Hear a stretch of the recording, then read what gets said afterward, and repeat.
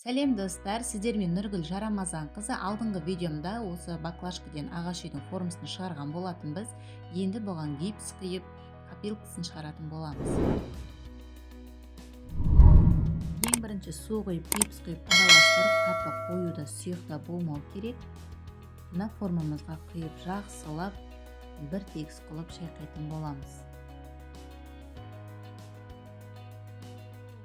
Астын тегіс затпен жауып, араластырып тұрып шайқайтын боламыз. Менің қолым көрініп тұрғандай, жайлап бір жеріне емес, барлық жеріне тегізіп айналдырып тұрмын.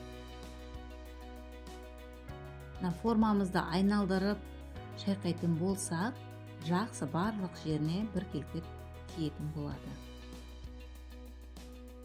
Қалған гипсімізді шпательдің көмегімен ыдысқа салып, қайтадан су құйып араластырып гипс салатын боламыз.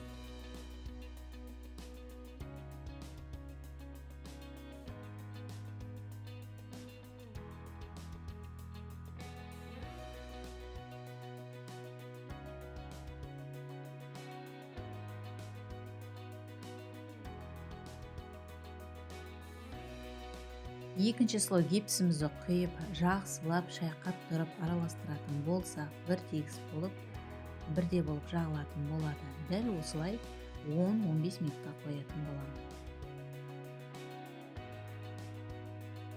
10-15 минут уақыт өтті.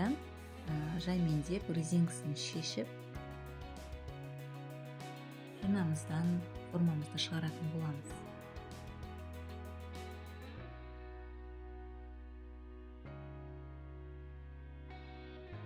Гипстен формамызды шешкен кезде асықпай жаймендеп шешкен жақсы.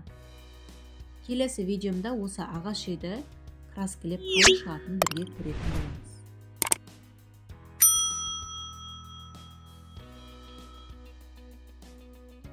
Міне шешіп алды.